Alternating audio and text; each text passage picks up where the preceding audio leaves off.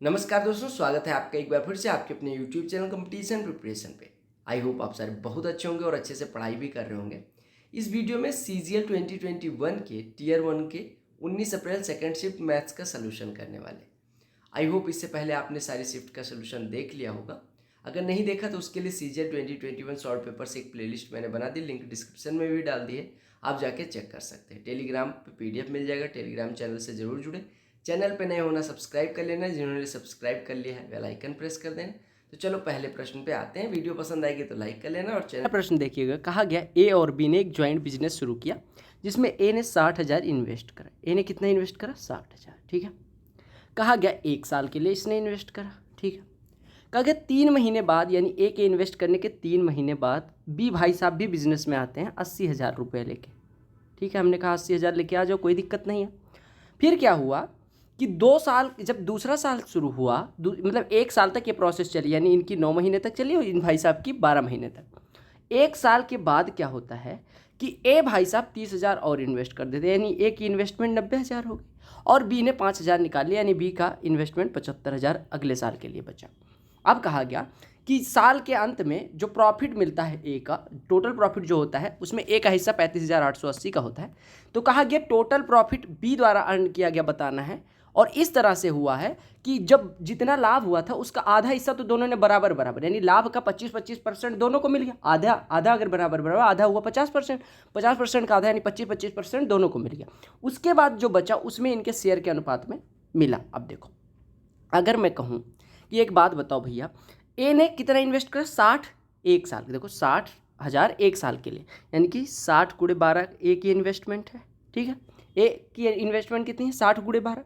अच्छा, फिर 90 के लिए देखो, अगले साल के लिए 90,000 12 महीने के लिए, यानी ए की इन्वेस्टमेंट हो गई 60 × 12 धन 90 × 12, यानी कि हो गया 150 × 12। ध्यान से समझिएगा, बहुत आसान सा प्रश्न बनेगा।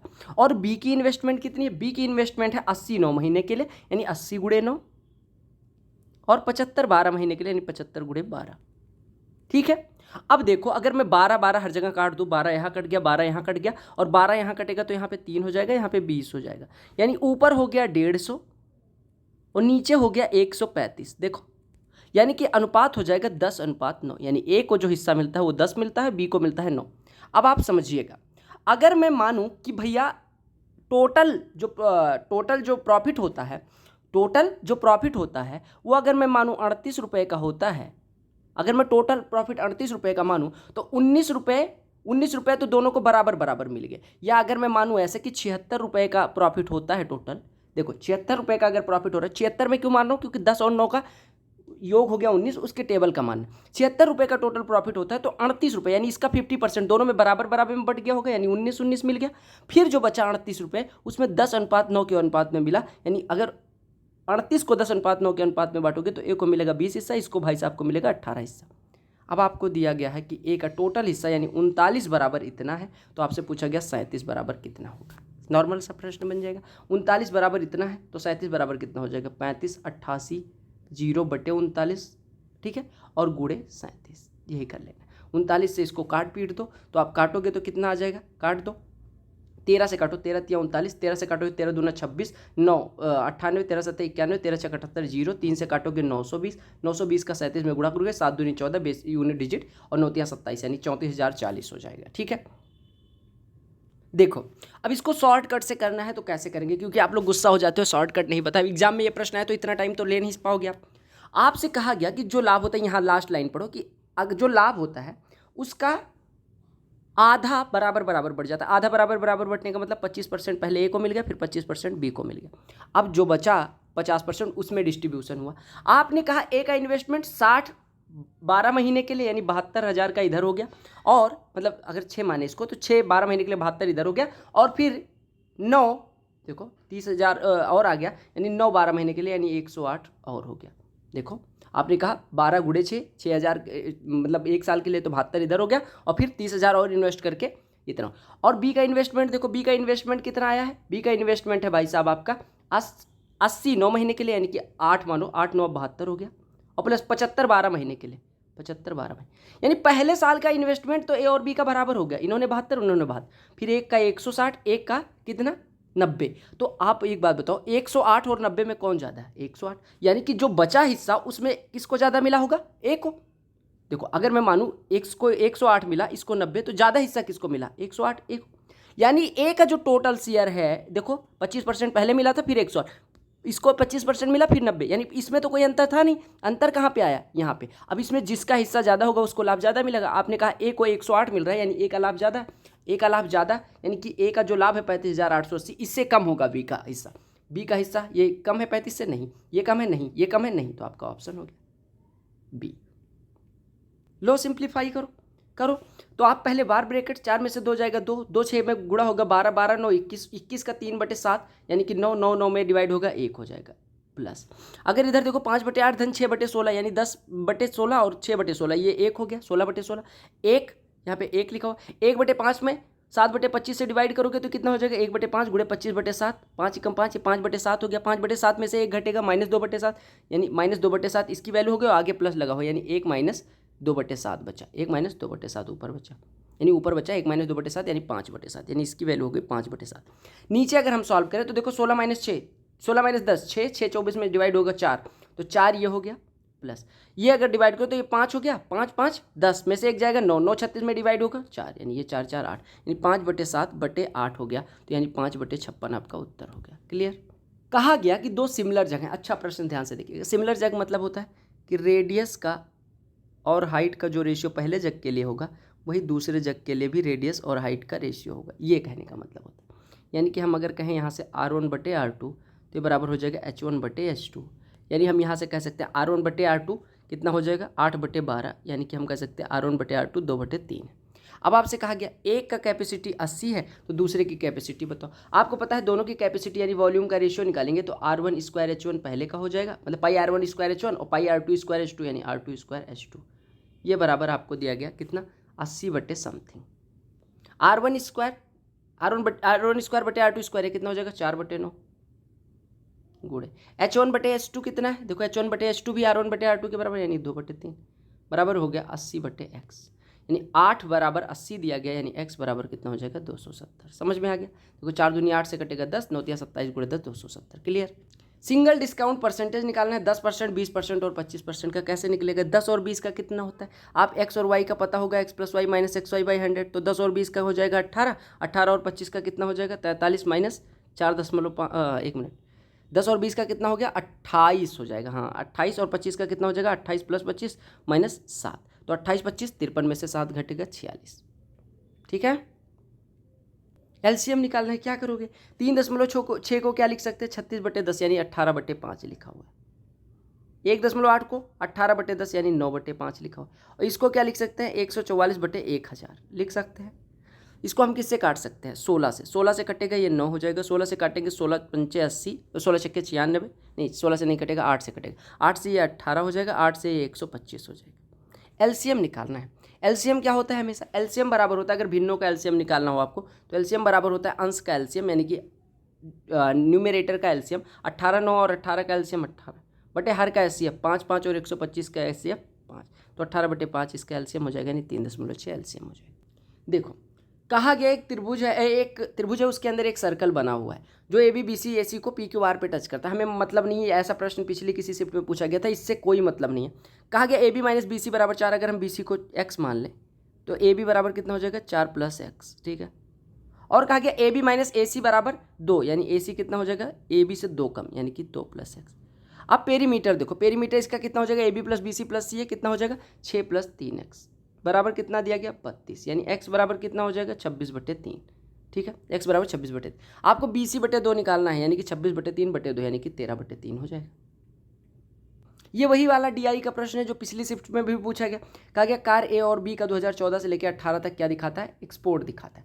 आपसे प्रश्न में क्या पूछा गया? कहा गया total export type B car का 2015 से लेकर 18 तक, B कार का 2015 टू 18, 16 17 18, ये कहा गया कितना परसेंटेज ज़्यादा है टोटल एक्सपोर्ट A का 15 से 18 तक, यानी A के एक्सपोर्ट से कितना परसेंट ज़्यादा है? तो पहले B का जोड़ लो, 250 200 450, 450 और ये कितना हो गया? 600 1050, और अगर इसको जोड़ोगे तो 150 और 275 200 150 275 275, यानी 450, ये 600 हो गया, 3 900, ये पूछा गया कि 900 से 1050 कितना ज़्यादा है, 150। परसेंटेज में 150 इसका कितना हिस्सा है, 1/6वां हिस्सा, यानी परसेंटेज में कितना हो जाएगा, 16 से 2/3%। क्लियर। कार की बात की गई, कार 90 किलोमीटर जाती है 50 मिनट में, स्पीड बताओ। 50 मिनट 5/6 घंटे होते हैं, 5/6 घंटे में 90 किलोमीटर, 1/6 घंटे में 18, यानी कि उसकी स्पीड होगी 108 किलोमीटर प्रति घंटे। अब मीटर पर सेकंड में बदलना है, किलोमीटर प्रति घंटे से 5/18 से गुणा कर दोगे, 18 छक्के 108, 6 पंचे 30 मीटर पर सेकंड। XYZ की बात की गई कि 46, 92 और 23 दिन में काम कर सकते हैं। एक्स काम शुरू करता है, वाई 7 दिन बाद आता है, और जेड ने 8 दिन बाद काम शुरू किया, तो कितने दिन वाई काम करता है ये पूछा। एक्स 46 दिन में कर सकता है, वाई 92 दिन में कर सकता है, और जेड 23 दिन में। एलसीएम ले लो, 92 आ जाएगा, टोटल मान लो 92 यूनिट काम है, यानी ये भाई साहब 1, ये भाई साहब सॉरी, ये भाई साहब 2, ये भाई साहब 1, ये भाई साहब 4 यूनिट करते हैं। ठीक है, सॉरी। अब कहा गया एक्स ने काम शुरू किया, एक्स ने काम शुरू किया और 7 दिन बाद वाई ज्वाइन करता है, यानी इसने 7 दिन काम कर लिया। ठीक है, इसके 7 दिन बाद वाई आया और शुरुआत के 8 दिन बाद जेड आया। यानी हम कह सकते हैं कि अगर शुरू के 8 दिन की बात करें तो 8 दिन में इसने 8 दिन काम किया, इस भाई साहब ने 1 दिन काम किया, और ये तब तक थे नहीं, यानी 8 दिन में ये कितना काम कर लेंगे, 16 यूनिट, ये 1 यूनिट कर देंगे, यानी 17 यूनिट अब हो चुका है, 92 में से 17, यानी अब करना बचा है 75 यूनिट। अब 75 यूनिट आपको पता है कि 75 यूनिट तीनों मिलके करेंगे, तीनों मिलके एक दिन में कितना करते हैं, 2, 1, 3, 4, 7, तो 75 करने में 75/7, यानी कि 10 सही 5/7 दिन लगे, यानी 10 सही 5/7 दिन उन तीनों ने एक साथ काम किया। आपसे पूछा क्या गया, काम खत्म हो गया ना। अब आपसे पूछा गया है कि वाई ने कितने दिन काम किया। आपने कहा वाई ने 1 दिन पहले भी तो काम किया था, देखो वाई ने कितने दिन काम किया था, 1 दिन पहले भी काम किया था, तो 10 सही 5/7 दिन सबके साथ, और 1 दिन और एक्स्ट्रा, तो 11 सही 5/7 दिन। ये आपसे कहा गया कि एक क्लास 10th के 2018 में 250 स्टूडेंट एग्जाम देते हैं, और उसमें अलग अलग परसेंटेज में कितने स्टूडेंट है ये दिखाया गया, 250 टोटल स्टूडेंट। कहा गया number of students who has obtain less than 50% marks is approximately what percent less than number of students who have obtain 90% marks and above. कहा गया 50 से कम पाने वाले, 50 से कम पाने वाले 10% लोग हैं। ठीक है, कहा गया कि वो कितना परसेंट कम है, 90 और उससे ज़्यादा, 90 और उससे ज़्यादा पाने वाले 25% लोग हैं। 25 से कितने कम है, 10, 15, 15 25 का कितना परसेंट होता है, 25 का 10%, 2.5, तो उसका 6 गुना, यानी 60%, 15 हो जाएगा। क्लियर हो गया। कहा क्या गया, कहा गया कंपाउंड इंटरेस्ट की बात की गई एक मनी पे। ठीक है, 21% की रेट से 2 साल का इतना रुपया है। आपको टोटल अमाउंट पूछा गया कितना होगा 2 साल के बाद। 21% 2 साल में कितना देगा, आप कहेंगे 21 + 21 और प्लस 21 × 21/100, यानी 4.41, यानी टोटल कितना मिला, 46.41। 46.41% बराबर दिया गया 11,138.4। ठीक है, आपसे पूछा क्या गया है, आपसे पूछा गया टोटल अमाउंट, यानी कि 146.41 पूछा गया है। ठीक है, अब आप ये निकाल लो, तो आपका हो जाएगा 11,138.4। अब देखो ऐसे नहीं करना, आप एक बात बताओ, 46 का लगभग ये कितना गुना है। आप कहेंगे 46% अगर इतना है तो 3 गुना इसका करोगे, 3 गुना कर लो। देखो 46% इतना है तो आप कहते हो 3 गुना कर लो, 3 गुना करोगे तो कितना मिलेगा, 138% मिलेगा। ठीक है, 138% कितना हो जाएगा, 33,500 के करीब हो जाएगा। हो जाएगा नहीं हो जाएगा, 33,400 के करीब हो जाएगा। ठीक है, 138% से थोड़ा ज़्यादा, यानी 33,400 से तो आपका आंसर ज़्यादा आएगा। 33,400 से एक ही ऑप्शन ज़्यादा है, तो वही आपका आंसर हो जाएगा। इस प्रश्न का फिगर जितनी जल्दी बना लोगे उतना सही आपका आंसर आ जाएगा। देखो मैं फिगर बनाता हूँ। कहा गया त्रिभुज ABC है, हमने बना लिया त्रिभुज ABC। ठीक है, उसमें कुछ दिया गया है। कहा गया कि BD जो है BD परपेंडिकुलर है AC पे, BD परपेंडिकुलर हमने बना दिया AC पे। ठीक है, कहा गया CE परपेंडिकुलर है AB पे, CE परपेंडिकुलर है AB पे। ठीक, ये एक दूसरे को P पे काटते हैं। PBC का बाइसेक्टर और PCB का बाइसेक्टर Q पे मिलते हैं, यानी ये Q पे मिलते हैं। तो आपको इस BQC की वैल्यू बतानी। देखो आपको A बराबर 66 डिग्री दिया गया, अगर ये 66 है तो ये कितना हो जाएगा, ये अगर 90 है तो ये हो जाएगा 24, ये 24 हो गया तो ये वाला कितना हो गया, B-24। इसी B-24 का बाइसेक्टर लिया गया। ऐसे ये 66 है, ये 90 है, तो ये कितना हो जाएगा 24, तो यानी ये वाला कितना हो जाएगा C-24। ठीक है, एक बात बताओ, हमने कहा क्वाड्रिलेटरल ये कौन सा था, BDCE। ठीक है, क्वाड्रिलेटरल AEPD को देखो, ये 90 ये 90 दोनों मिलके 180, यानी ये और ये मिलके भी 180 होंगे, यानी अगर ये 66 है तो ये वाला कितना हो जाएगा 114। अगर ये 114 हो गया तो ये वाला भी 114 होगा। यानी आप कह सकते हैं इस ट्रायंगल में कि PBC का एक कोण 114 है तो बाकी दोनों कोण यानी B-24 C-24 का योग कितना हो जाएगा? कितना हो जाएगा भैया?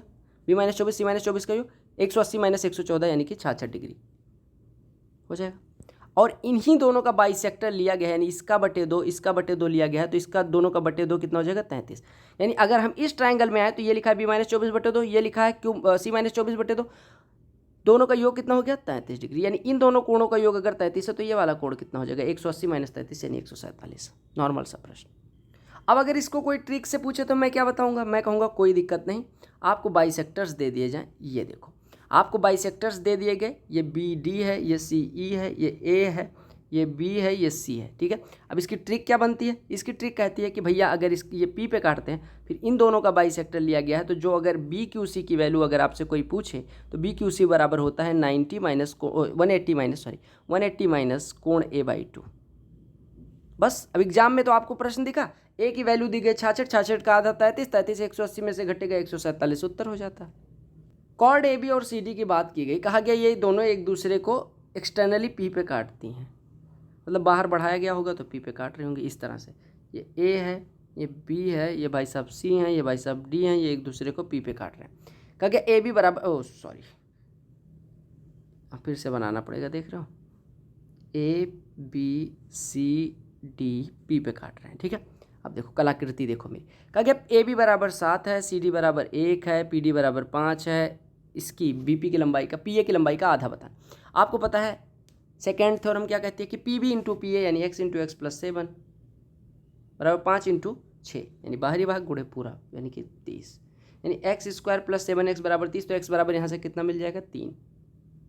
x बराबर 3 मिलेगा, x बराबर 3 हो गया यानी BP की लंबाई 3, तो पूरा PA कितना हो जाएगा? 3 7 10, उसका आधा पूछा गया है यानी कि 5। एक आर्टिकल है उसको 13 सही 1/4% प्रॉफिट पे बेचा गया। अगर 76 रुपये 70 पैसे ज़्यादा का बेचा जाता, प्रॉफिट इतने का हो जाता, 50% कॉस्ट प्राइस होता। देखो 13 सही 1/4% पे पहले बेचा जा रहा है, अब 16 सही 1/5% का फायदा मिलने लग जा रहा है 76 रुपये बढ़ाने पे। पहले फ़ायदे का डिफरेंस ले लो, तो डिफरेंस लोगे तो 3% इधर और 1/4 - 1/20 यानी 1/5 - 1/4 यानी कि -1/20, तो 3 में से 1/20 घट जाएगा यानी कि आपका हो जाएगा 59/20% बराबर आपको दिया गया 76 रुपये 70 पैसे, ठीक है, 76 रुपये 70 पैसे। 59 से इसको काटोगे तो 1.3 यानी कि CP का 59/20% एक इसके बराबर है, तो CP का 1/20% कितना हो गया भैया?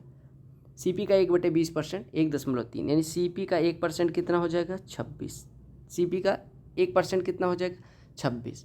CP का 1% 26 हो गया तो आपका 100% कितना हो जाएगा? 2600।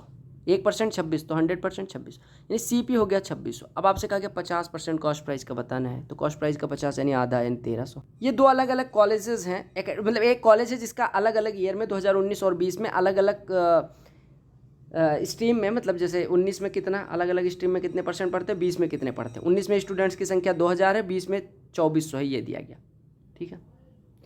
ये 2000 यहाँ पे पढ़ते हैं, यहाँ पे 2400 पढ़ते हैं, ठीक है। आपसे कहा क्या गया? कहा गया 2019 में साइंस पढ़ने वाले और 2020 में साइंस पढ़ने वालों का अनुपात कितना? 2000 में 20 के 18% यानी 2000 के 18% यानी कि कितना? 360 लोग साइंस पढ़ रहे हैं। 2019 में 240 का 19%, 240 का 19, 2400 का 19% कितना हो जाएगा? 456।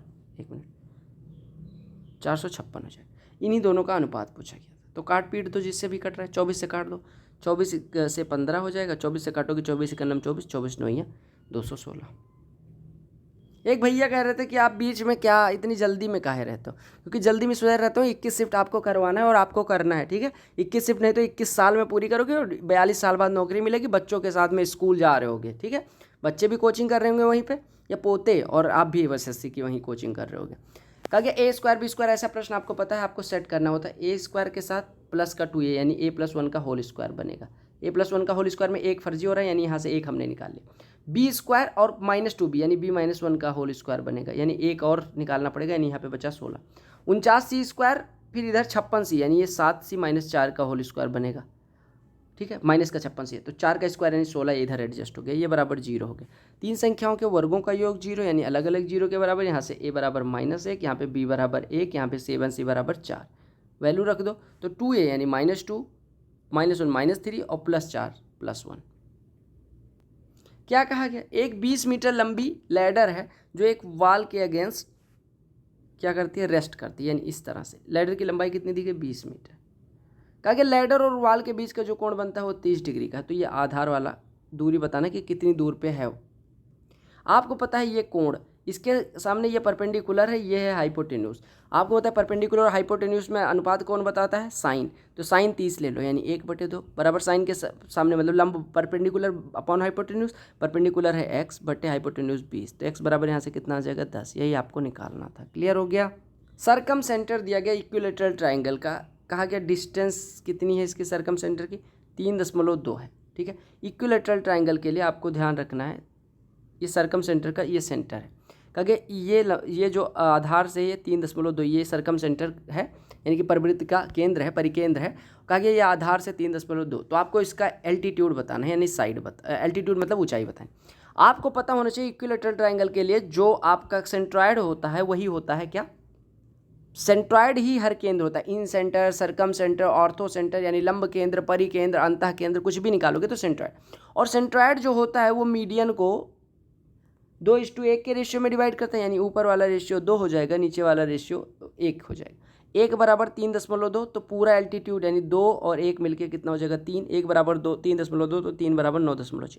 आपने कहा, अभी तो आपने कहा था मीडियन। हाँ, इक्विलेटरल ट्राइंगल के लिए मैंने आपको स्टार बैच में बहुत डिटेल में करा है। इक्विलेटरल यानी समबाहु त्रिभुज के लिए मीडियन, एल्टीट्यूड, एंगल बाइसेक्टर सारे एक ही होते हैं। तो यही निकालना था आपका आ गया। ज़्यादा चालबाज बनोगे प्रश्न गलत कर दोगे। बेसिक कॉन्सेप्ट पता है ना, लगा दो। x² - 5x - 1 बराबर 0। हम कह सकते हैं x² - 1 बराबर 5x, x से डिवाइड कर देंगे, यानी x - 1/x बराबर 5 दिया गया, बस सिंपल सा। x³ से डिवाइड करोगे तो यहाँ पे x³ आ जाएगा, यहाँ पे आएगा -1/x आ जाएगा, यहाँ पे यहाँ पे -x आ जाएगा। ठीक है, -x आ जाएगा, यहाँ पे कितना आ जाएगा, +1/x आ जाएगा, और यहाँ पे -1/x³ आ जाएगा। देखो यहाँ पे देखो, x³ -1/x³ क्या होता है, अगर x - 1/x 5 हो तो आप कहते हैं 5 का क्यूब + 3 × 5 यानी कि 140, और माइनस कॉमन ले लेंगे, x - 1/x बचेगा यानी कि -5। 140 में से 5 घटेगा 135। क्लियर। x - 1/x अगर m हो तो x³ - 1/x³ कितना होता है, m³ + 3m। ये सबको पता होना चाहिए, अलजेब्रा वाला बेसिक पढ़ लेना। ओ भाई, cos 53 दिया गया x/y, कुछ भी करना नहीं होता, 53 दे दिया है, राइट एंगल ट्राइंगल एक मान लो, इसको 53 मान लो, ये 37 अपने आप हो जाएगा। x/y है, यानी ये cos 53 दिया गया ना, तो ये x है, ये y है, यानी इसकी वैल्यू हो जाएगी √y² - x²। अब जो भी निकालना है खटाखट निकालो। कहा गया sec 53 कितना हो जाएगा, y/x हो जाएगा। अरे cos 53 इतना है तो, प्लस cot 37 कितना हो जाएगा, आधार बटे लंब, यानी √y² - x² बटे लंब कितना है, x। आधार बराबर हर बराबर है, तो y + √y² - x² upon x आपका उत्तर हो जाएगा। क्लियर। किससे डिविजिबल है, 88 से। 88 से डिविजिबल है भाई साहब, तो 8 से भी डिविजिबल होगा, 11 से भी डिविजिबल। सबसे पहले आप किसकी डिविजिबिलिटी चेक करते हो, 8 की। 4 6 b यानी 8 की डिविजिबिलिटी कहती है, यानी what is the divisibility rule of 8, यानी 8 the last 3 digits of the number made by last 3 digit of a number is divisible by 8, then the whole number will be divisible by 8। यानी कि last 3 digit से बनने वाली संख्या अगर 8 से cut गई, अब देखो 8 पंचे 40, यहाँ पे बच रहा है 6। 6 के बाद क्या लगाएं कि 8 से कट जाए, आप कहेंगे 64 ही कटता है, यानी कि b बराबर 4 हो जाएगा। b बराबर 4 हो गया, b की वैल्यू कितनी आ गई, 4। अब हमारी संख्या क्या बन गई, 8a 5 1 4 6 4। ठीक है, अब आप क्या काम करो, 11 से डिविजिबिलिटी का रूल है, अल्टरनेट डिजिट का सम ले लो, यानी 8 5 13 4 17 4 21। इसमें से घटा दो जो बचा, a + 7 घटा दो, बचा कितना, 14 - 7। अब अगर ये 0 है या 11 के टेबल का है, 14 - a, ठीक है, 14 - a बचा। तो अगर ये 0 है या 11 के टेबल का है तभी ये 11 से कटेगा। अगर इसको 0 करेंगे तो a बराबर 14, जो कि पॉसिबल नहीं है, a की वैल्यू 9 से बड़ी नहीं हो सकती। 14 - 11 लेंगे, यानी कि a बराबर 3 हो गया। a बराबर 3, b बराबर 4, तो 3 के पावर 4 पूछा गया, 81 उत्तर हो गया। क्लियर। a b का 120% है, b c का 65% है। ठीक है, a b c की बात की गई। कहा गया c का 65%, यानी c को अगर हम माने 40x या 40x ना मान लो ये 10 है, तो ये 6.5 है। b इससे 120% ज़्यादा है। 120% कितना हो जाएगा भैया, 120% 6.5 का कितना हो जाएगा, आप कहते हैं 20% 1.3, तो इसमें 1.3 जुड़ जाएगा, यानी 7.8 हो जाएगा। अब तीनों का योग दिया गया, तीनों का योग निकाल लो तो ये कितना हो जाएगा 7 6 13 1 14 10 24.3, 24.3 जो है वो दिया गया 1215 121.5, हम कह सकते हैं 243 1215 के बराबर, यानी 1 बराबर हो जाएगा 5। तो 1 बराबर 5 हो गया तो आपसे कहा गया था C-2B यानी 10 - 13 और प्लस है यानी कि 7.8 निकाल। 10 7 17.8 में से 3 13 घटेगा 4.8, 1 बराबर 5 है, 4.8 बराबर 5 × 4.8 यानी 24। तीन संख्याओं के बारे में दिया गया, एवरेज 3 नंबर्स का 15 है, सेकेंड और थर्ड नंबर का एवरेज 12.5। एक बात बताओ, अगर तीनों का एवरेज 15 दिया गया तो तीनों का योग कितना हो जाएगा 3 × 15 45, ठीक है। दूसरी और तीसरी का एवरेज 12.5 यानी दूसरी और तीसरी का योग कितना हो गया 12.5 × 2 25, तो यहाँ से फर्स्ट नंबर कितनी हो जाएगी 45 - 25 यानी कि 20, यही निकालना था शायद। देखो यहाँ पे आपको दो तरह का डाटा दिया गया, ये है नंबर ऑफ स्टार्टअप दिखाता है, ठीक है, 2010 में अलग अलग फील्ड में, agriculture, health, transport, communication, infra, education, entertainment, अलग अलग, और उसमें से जितने सक्सेसफुल हुए हैं वो उसकी संख्या इधर दिखाती है, ठीक है। अब आपसे प्रश्न में क्या पूछा गया उसको पढ़ते हैं और उत्तर करने की कोशिश करते हैं। कहा गया what should be increase is number of successful startups in the industry of health and sport, यानी हेल्थ और स्पोर्ट में कितने की वृद्धि हो जानी चाहिए so that its success percentage is same as that of education, कि एजुकेशन के बराबर सक्सेस रेट हो जाए। एजुकेशन 1280 स्टार्ट होते हैं, 520 सक्सेस होते हैं, यानी इनका सक्सेस रेट कितना है 520/1280 कर सकते हैं, ठीक है। हमने कहा मान लो x की वृद्धि हो जाती है, पहले 300 था, अब 300 + x मान लो हो जाते हैं क्या हेल्थ और स्पोर्ट्स में जो स्टार्टअप सक्सेसफुल हुए हैं, और टोटल कितना है 1050, तो इसका सक्सेस रेट ये, और दोनों को कर देना बराबर, आपका उत्तर आ जाएगा। कर दो, यहाँ 40 से काटोगे 32, 40 से काटोगे 13 आएगा, 2 से काटोगे 16 आएगा, 2 से काटोगे 525 आएगा, गुणा भाग कर लो, ये 4800 + 16x बराबर हो जाएगा कितना 13 × 525, तो 13 × 5 = 65 और ये हो जाएगा 325 यानी 6825। 6825 में से 4800 घटेगा तो ये आपका हो जाएगा 2025, यानी x बराबर कितना हो जाएगा, देखो 16 × 9 16, 4 42, 16 दूना 32, 10 105, तो 16 7 112 के करीब, यानी 127 बढ़ा देना है। जो कॉस का बी है उसकी वैल्यू 5/7 है, कॉसेक का बी प्लस कॉट का बी पूछा गया, फटाक करके उत्तर बता दो। देखो कॉस का बी 5/7 है, ये बी मान लो 5/7 है, यानी ये 5 है ये 7 है, तो ये कितना हो जाएगा 24। अब आपसे कहा गया कॉसेक बी कितना हो जाएगा भैया, कॉसेक बी कितना हो जाएगा 7/√24, कॉट बी कितना हो जाएगा भैया 5/√24, यानी कि 12/√24। √24 को हम क्या लिख सकते हैं 2√6, 2 से कटा 6, 6 में √6 से डिवाइड होगा, √6 आपका उत्तर हो जाएगा। क्लियर हो गया। तो भैया ये हैं 25 प्रश्न जो आपके पूछे गए थे। आई होप आपके सारे प्रश्न दिमाग में भेजे में उतर गए होंगे। अगर उतर गए हैं तो पहला काम वीडियो को क्या करना है, लाइक करना सारे लोगों को, ठीक है। अगर समझ में आ गया, समझने में कोई दिक्कत नहीं हुई, मज़ा भी आया तो शेयर भी कर देना। और चैनल पे यूजफुल कंटेंट लगा तो जो यूट्यूब का लोगो दिख रहा है ना भैया, ऐसे सा, कैसे होता है यूट्यूब का लोगो, ऐसे सा ये कलर होगा, ठीक है, उस पर क्लिक करके सब्सक्राइब बटन बनी होगी, उस पर सब्सक्राइब कर लेना। और जिन लोगों को नोटिफिकेशन नहीं आ रहा वो घंटा जो है ना, उसको घंटे को दबा के टिंग करके ऑल कर दो। ऑल कर दोगे तो क्या हो जाएगा, नोटिफिकेशन आप तक आता रहेगा। बाकी जो प्लेलिस्ट दिख रही हैं उसको देखते रहो, बाकी यहाँ पे क्लिक करके सब्सक्राइब करना ना भूलें। और बाकी सारी वीडियोज़ बहुत जल्द आ रही हैं तो उनको भी देखना ना भूलें। टेलीग्राम चैनल से जुड़ जाना, PDF उधर ही मिलने वाला है। Bye bye, take care, all the very best for you all exams. वंदे मातरम, जय हिंद।